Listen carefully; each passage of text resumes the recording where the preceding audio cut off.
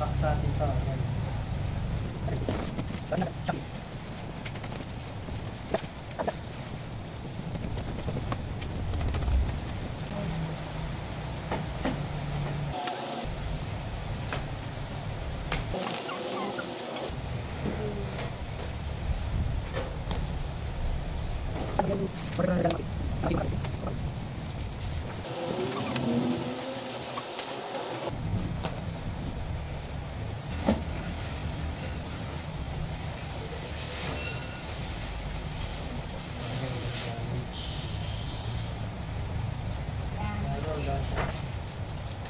Ito yung station ng manual.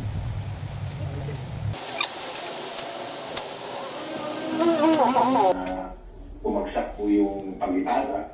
Titignan din po namin kung yung nag-benefit sa pagkakalit po ng antena is meron pong sa medium value mga mangyayari.